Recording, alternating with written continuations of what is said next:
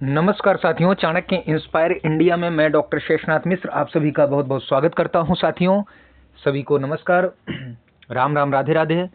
जल्दी से साथियों आ जाइए। आज अपना विषय जो है वह मेघदूतम है, ठीक ना। महाकवि कालिदास विरचित गीत काव्य अर्थात खंड काव्य का जो ग्रंथ है वह है मेघदूत। गीत काव्य का जो पहला ग्रंथ है उसका नाम है ऋतु संहार। क्योंकि सिलेबस में मेघदूतम ही लगा हुआ है, मेघदूत ही लगा हुआ है, चाहे वह एलटी ग्रेड हो, चाहे वह टीजीटी पीजीटी हो, ठीक है ना, जीएससी इत्यादि जहाँ भी हो, सब यही लगा हुआ है मेघदूत। तो मेघदूत के बारे में आज हम लोग विस्तार से चर्चा करेंगे। आइए देखते हैं मेघदूत के विषय में। बहुत महत्वपूर्ण है, इससे बाहर कुछ आने जाने वाला नहीं है, ध्यान रखिएगा। इससे बाहर कोई भी प्रश्न आपसे पूछा नहीं जाएगा। जितना इसमें दिया जा रहा है आपको इस वीडियो में, उतना आप तैयार कर लीजिए। आपकी परीक्षा को उत्तीर्ण करने में, मतलब मेघदूत से संबंधित जितने भी प्रश्न आएंगे आप आराम से सही कर ले जाएंगे, ठीक है। बस चैनल को लाइक शेयर सब्सक्राइब करके अपना ढेर सारा प्यार जो है कमेंट बॉक्स में जो है भेजते रहिए। तो मेघदूत के रचनाकार कौन है? महाकवि कालिदास। कालिदास जी की कृतियों, सप्त कृतियों में एक जो है मेघदूतम भी है। मेघदूत दो भागों में विभक्त है, आगे बताऊंगा। संस्कृत साहित्य का प्रथम गीत काव्य है मेघदूत, ठीक है। अब संस्कृत गीत काव्य के भेद हैं दो भेद होते हैं संस्कृत गीत काव्य के। पहला है स्तोत्र काव्य, दूसरा है श्रृंगार मूलक काव्य, ठीक है। आइए, श्रृंगारिक काव्य के भेद हैं दो। अब श्रृंगारिक काव्य के भी दो भेद होते हैं, एक प्रबंध काव्य, दूसरा मुक्तक काव्य। प्रबंध काव्य है मेघदूत। मेघदूत जो है वह प्रबंध काव्य है। मेघदूत की काव्य विधा क्या है? गीत काव्य अर्थात खंड काव्य। मेघदूत का मंगलाचरण कैसा है? वस्तु निर्देशात्मक। आपको पता ही है, फिर भी मैं एक बार आपको रिकॉल करवा देता हूं कि जो मंगलाचरण है, आपसे ऐसे प्रश्न पूछ सकता है कि मंगलम कद विधम, तो त्रिविधम मंगल अर्थात मंगलाचरण। वस्तु निर्देशात्मक, आशीर्वादात्मक, नमस्कारात्मक, इस प्रकार से तीन प्रकार के मंगलाचरण होते हैं, ठीक है। तो मेघदूत में है ना, कश्चित कांता विरह गुणा स्वाधिकारात् प्रमत्ता शापेन स्तंगमित महिमा वर्ष भोगेण भर्तु इत्यादि जो है आपका ये मंगलाचरण है। तो यह वस्तु निर्देशात्मक, मतलब ग्रंथ की कथा वस्तु का निर्देश करता है। आइए, मेघदूत में मुख्य रस कौन सा है? तो विप्रलंब श्रृंगार है, संभोग श्रृंगार और विप्रलंब श्रृंगार, जिसको वियोग श्रृंगार भी कहते हैं। मेघदूत में छंद है मंदाक्रांता, ठीक है। अगर मंगलाचरण में भी आपसे छंद पूछे तो मंदाक्रांता छंद है। आइए आगे बढ़िए। मेघदूत का कथानक लिया गया है रामायण या ब्रह्म वैवर्त पुराण से, ऐसा कहा जाता है, परंतु गीत काव्य की जो कथानक होती है एक प्रकार से वो कल्पित ही होती है, ठीक है। तो ये दोनों बातें हैं। मेघदूत विभक्त है दो भागों में, एक पूर्व भाग, पहला पूर्व मेघ, दूसरा उत्तर मेघ। पूर्व मेघ और उत्तर मेघ के प्रकार से यह दो भागों में विभक्त है। मेघदूत के सर्वा प्राचीन, मतलब सबसे प्राचीन जो है, सर्व प्राचीन टीकाकार है बल्लभ देव।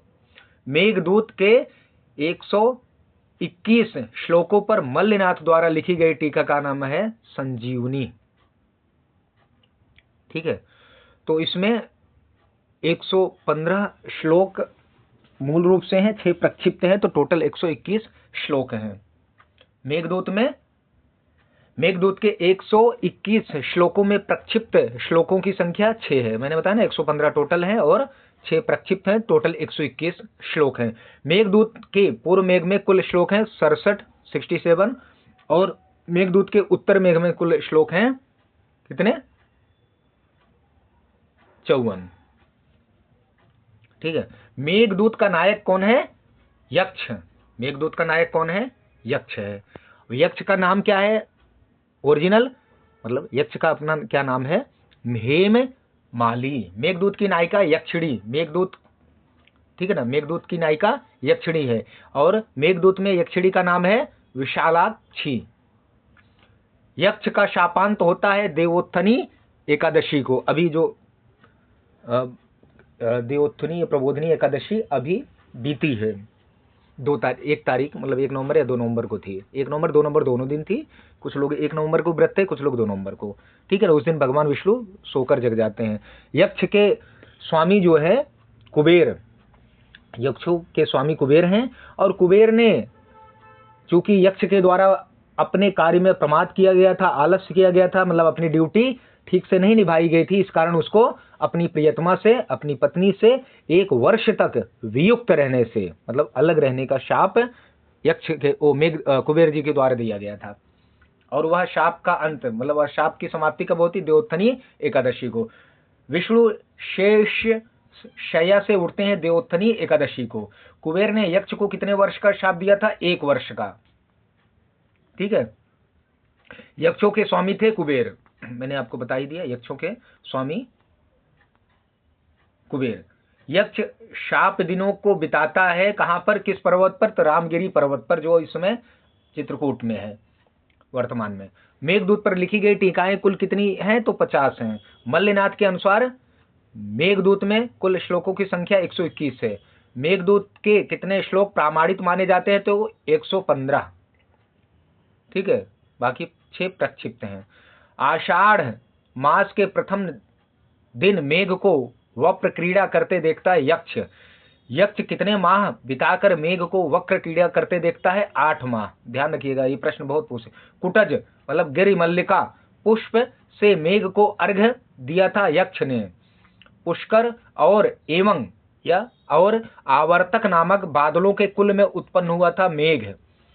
मेघ को संदेशवाहक बनाकर जो है यक्ष अलकापुरी अपनी पत्नी की कांता माने, कांता का अर्थ ये होता है, जो हमारे गुरुजन बताते थे विद्वान लोग, कि जो पहले जिसको लव एंड अरेंज मैरिज आप कहते हैं ना, तो पहले जो आपकी प्रियतमा रही हो, बाद में वो पत्नी बन गई हो, तो उसी को कांता कहते हैं।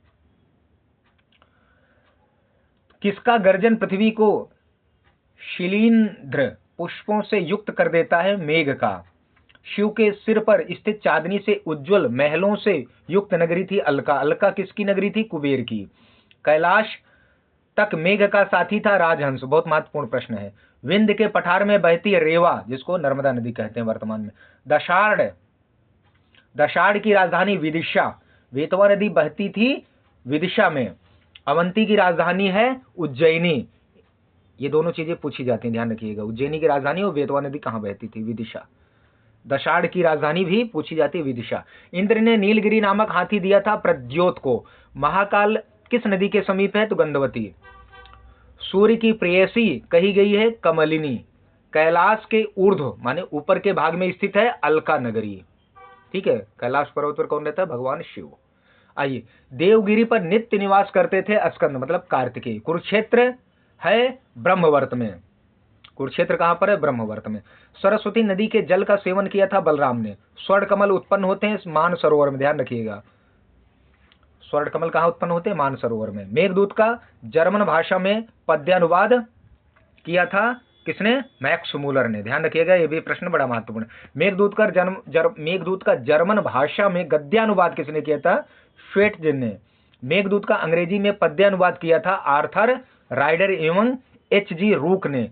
हिंदी भाषा में मेघदूत के पद्यानुवाद हो चुके हैं 6। मेघदूत को शोक गीत एलेगी कहा है डॉक्टर कीथ ने इसको शोक गीत कहा है।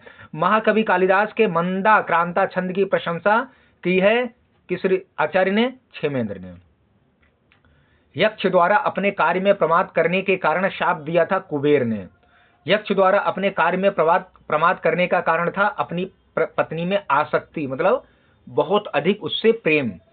कुबेर ने 1 वर्ष तक पत्नी से वियुक्त रहने का शाप दिया था यक्ष को। मेघदूत के आरंभ में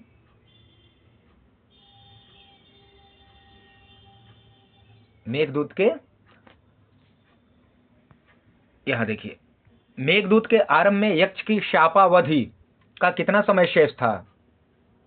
जब मेघदूत आरंभ होता है तो यक्ष को जो शाप दिया गया था उसकी कितनी अवधि बची हुई थी? तो 4 माह। मेघदूत के नायक की कोटि है धीर ललित।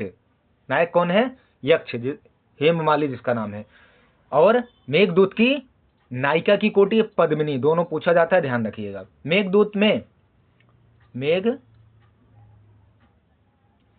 मेघदूत में किस गुण की प्रधानता है? प्रसाद एवं माधुर्य गुण की। मेघदूत में प्रयुक्त रीति है वैदर्भी रीति, क्योंकि वैदर्भी रीति के आचार्य महाकवि कालिदास जी हैं। मेघदूत पद में समास है बहुब्रीहि समास।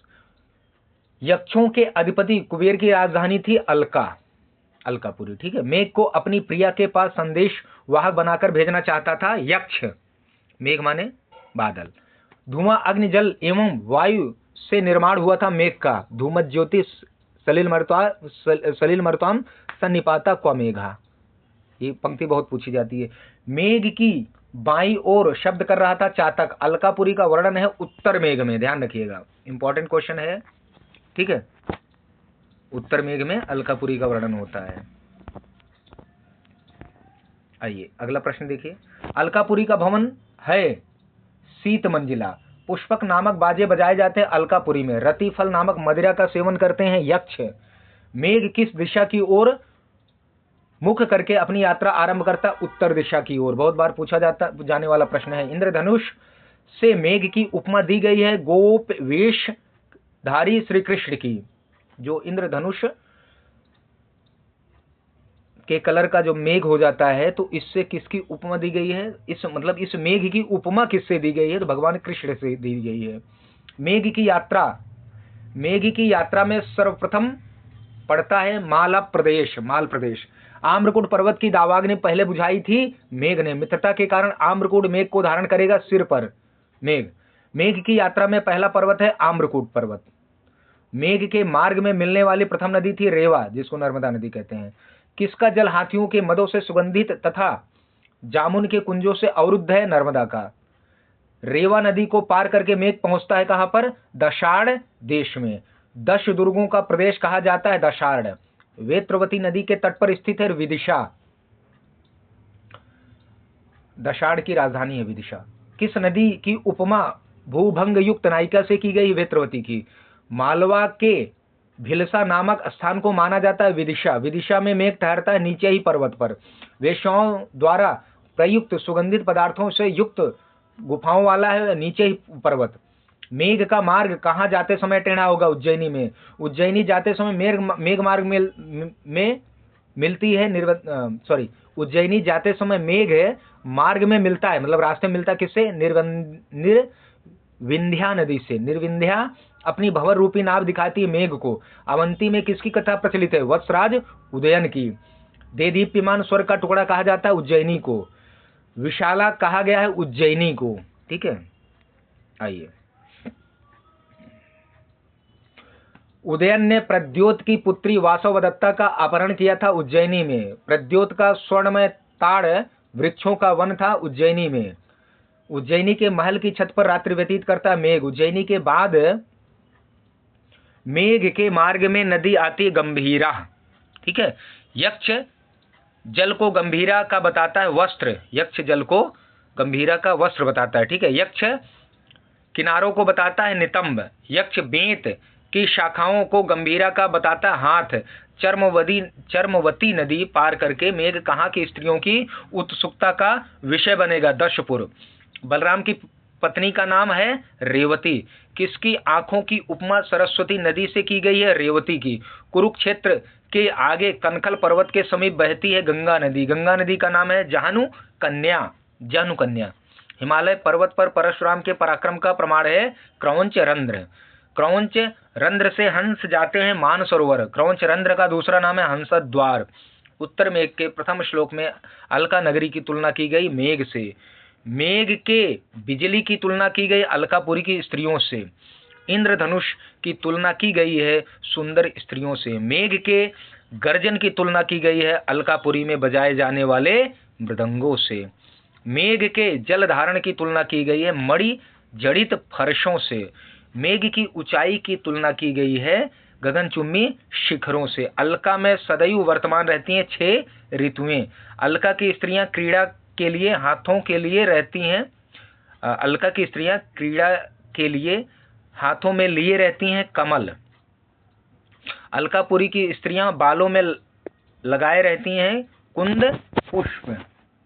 ठीक है, आइए।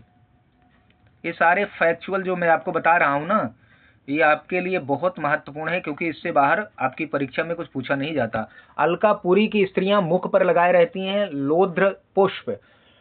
अलकापुरी की स्त्रियां जूड़ों में सजाती हैं कुरबक। अलकापुरी की स्त्रियां कानों में लगाती हैं शीरीष पुष्प। अलकापुरी की स्त्रियां मांग में सजाती है कदम्ब पुष्प। आपसे प्रश्न पूछ लेगा कि अलकापुरी की स्त्रियां मांग में कौन सा पुष्प सजाती हैं? कदम्ब।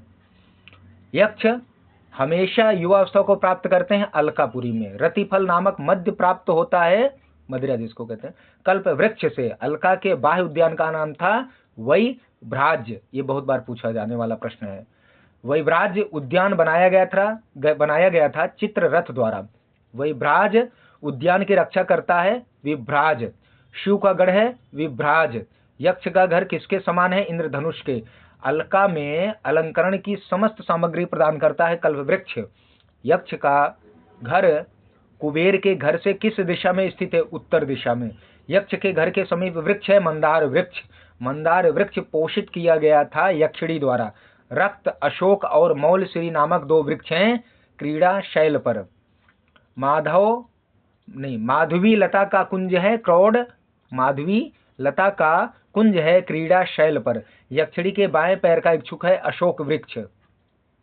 यक्षिणी के मुख की मदिरा का अभिलाषी है मौल श्री वकुल। यक्ष के द्वार के दोनों ओर चित्र बने हैं शंख और पद्म के। अलकापुरी में यक्ष के घर में बने क्रीड़ा शैल पर बैठता है यक्ष। यक्ष के घर में पाली गई है मैना। यक्षिणी विरह के दिनों की गणना करती है पुष्पों से। Most important question. यक्षिणी विरह के दिनों में सोती है भूमि पर। मेघदूत के कथानक का मूल स्रोत है कविकल्पित। देखिए ना, मैंने बताया ना कि कहीं से नहीं है, कविकल्पित है, कवि की कल्पना है।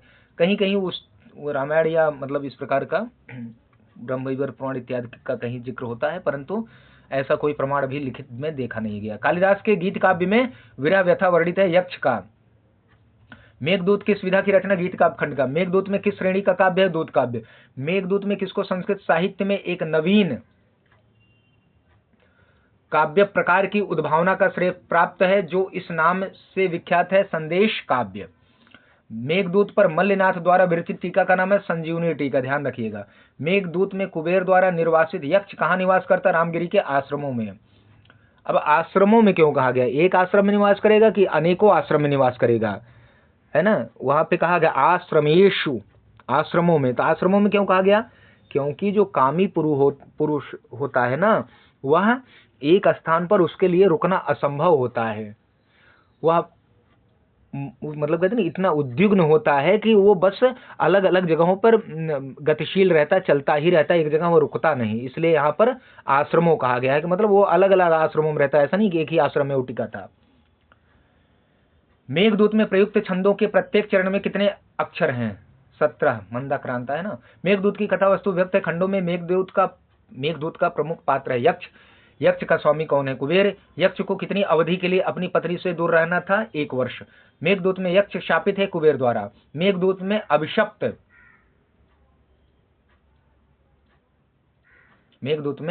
अभिशप्त यक्ष कहाँ निवास कर रहा था? अलकापुरी में।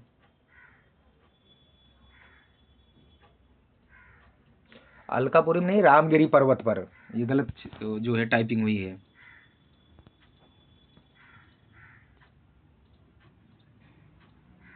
नहीं, अलकापुरी में रहता था, सॉरी। मेघदूत में जो अभिषिप्त यक्ष है वो कहाँ निवास करता था? सही है, गलत नहीं है। वो अलकापुरी में पहले रहता था ना।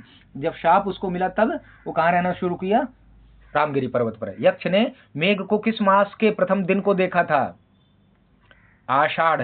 पुराणों में मेघदूत की विरही यक्ष का नाम मिलता है हेममाली। पुराणों में मेघदूत के विरही यक्ष का नाम मिलता है हेममाली।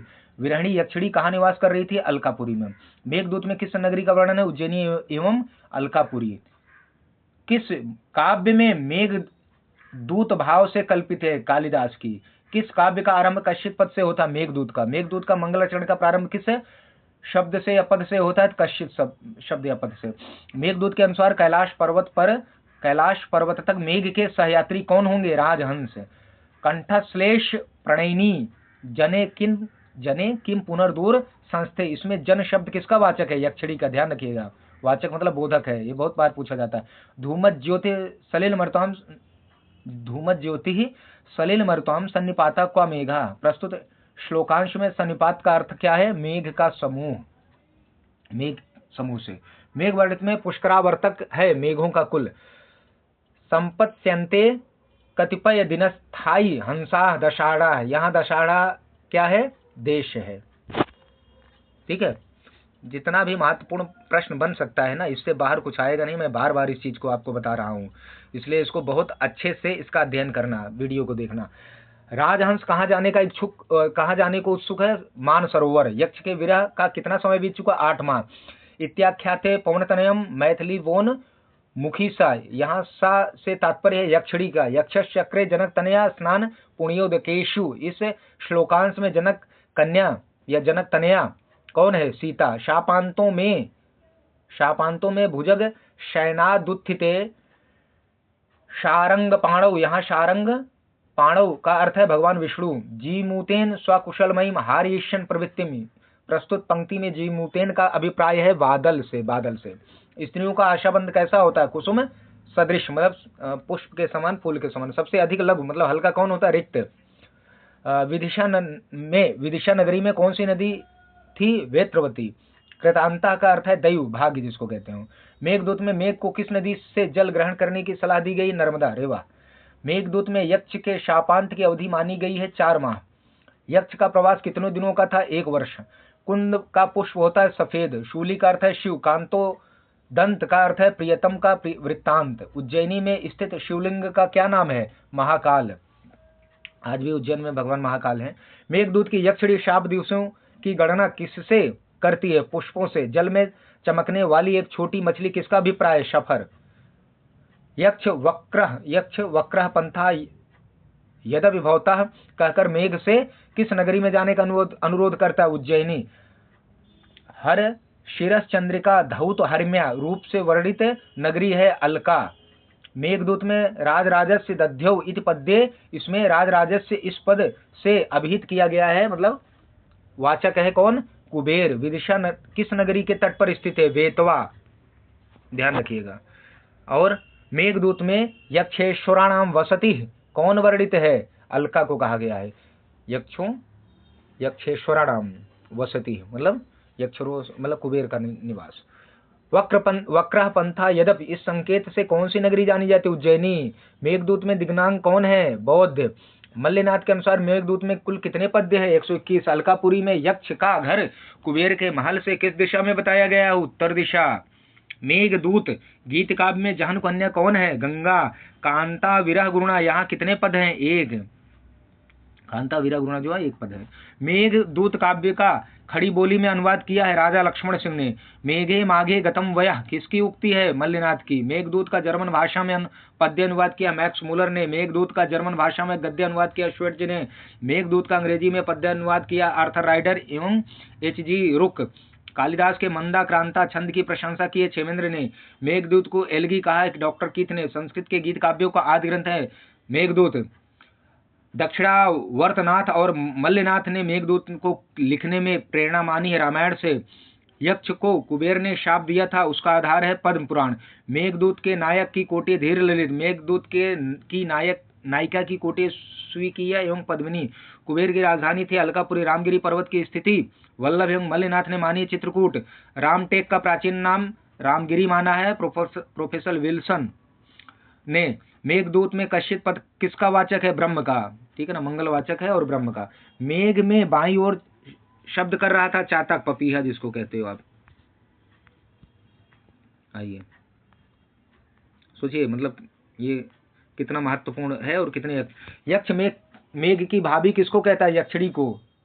यक्ष मेघ को कहता है कि तुम्हारी भाभी, मतलब यक्ष मेघ की भाभी के रूप में यक्षिणी को कहता है। मेघ किसकी ओर मुख करके अपनी यात्रा को आरंभ करता है? उत्तर दिशा। किसके चरण चिन्हों से युक्त रामगिरी से मेघ विदाई लेता है? श्री रामचंद्र के। बहुत महत्वपूर्ण प्रश्न है। दिग्नांग को कालिदास का प्रतिद्वंदी माना है मल्लिनाथ ने। गीले स्थल बेतों से मुक्त था रामगिरी आश्रम। गोपवेश धारी भगवान श्री कृष्ण से किसकी उपमा की गई है? मेघ की।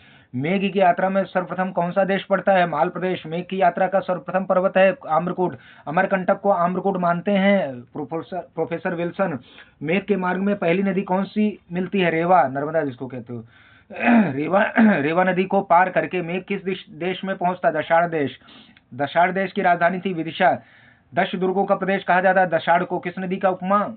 ये सब हो चुका है, ये भी होगा। पक्षियों की पंक्ति रूप करधनी वाली है निर्बंधा नदी। अवंती में वृद्धजन किसकी कथा कहा करते थे? वत्सराज उज्जैन की। देदीप्यमान स्वर्ग का टुकड़ा कहा जाता है उज्जैनी को। विशाला कहा गया उज्जैनी को। शिप्रा नदी के तट पर स्थित उज्जैनी महाराज राज प्रद्योत की पुत्री है वासवदत्ता। प्रद्योत का स्वर्णमय ताल वृक्षों का वन था उज्जैनी में। इंद्र द्वारा प्रदत्त नलगिरी नामक हाथी ने नष्ट किया था ताल वृक्षों का वन। ध्यान रखिएगा, इंपॉर्टेंट क्वेश्चन है। अलकापुरी के घोड़े पत्तों के समान किस वर्ण के हैं? श्याम वर्ण के। उज्जैनी के महल की छतों पर रात्रि व्यतीत करता है मेघ। उज्जैनी के बाद मेघ के मार्ग में आती गंभीरा नदी। देवगिरी में निवास करते हैं कार्तिकेय। स्कंद भगवान भी कहा जाता है कार्तिकेय को, और देवताओं का सेनापति कार्तिकेय को कहा जाता है। महाराज रंतिदेव का यश रूप है चरणवती नदी। चरमणवती नदी पार करके दशपुर की स्त्रियों की उत्सुकता का विषय बनेगा मेघ। दशपुर के बढ़ते हुए ब्रह्मवर्त प्रदेश होता हुआ महाभारत की युद्ध भूमि कुरुक्षेत्र पहुंचेगा मेघ। बलराम की पत्नी थी रेवती। बलराम की पत्नी थी रेवती। रेवती की आंखों की उपमा किस नदी से की गई? सरस्वती नदी। लांगली नाम है बलराम का। कनखल पर्वत के समीप बहती थी गंगा नदी। क्रौंचरंध्र किसके पराक्रम का प्रमाण है? परशुराम। क्रौंचरंध्र से मानसरोवर जाते हंस। क्रौंचरंध्र का अन्य नाम है हंसद्वार। उत्तर मेघ के प्रथम श्लोक में अलका नगरी की तुलना किससे की गई? मेघ के साथ। सदैव 6 ऋतुएं कहाँ रहती हैं, मतलब निवास करती हैं? अलका में, अलकापुरी में। कहाँ पर यक्ष हमेशा ही युवावस्था को प्राप्त करता? अलका में। रतिफल नामक मध्य मेघदूत में प्राप्त होता है कल्पवृक्ष से।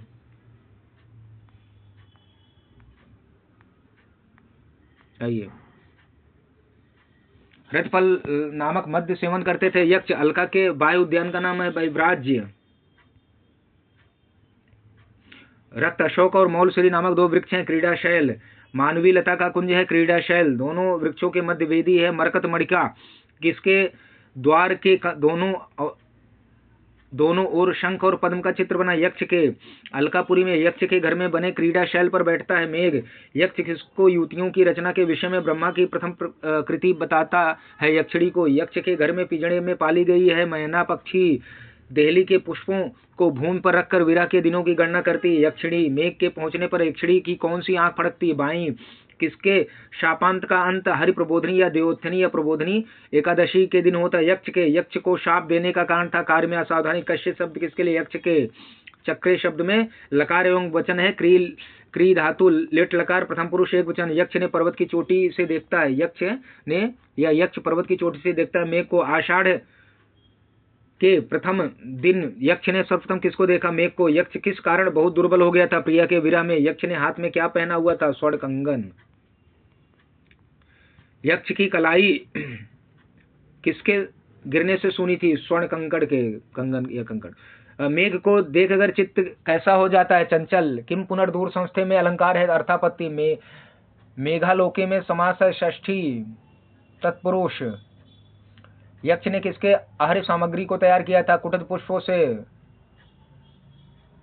जीवमूतन शब्द किसके लिए आया है? मेघ के लिए। प्रीत प्रमुख वचन शब्द में समाया बहुब्रीहि। नभसी शब्द से किस महीने का बोध होता है? श्रावण मास का। जड़ और चेतन के विषय में स्वभाव से दिन होता है कामपीण। गोयका शब्द किसके लिए आता है? यक्ष के लिए।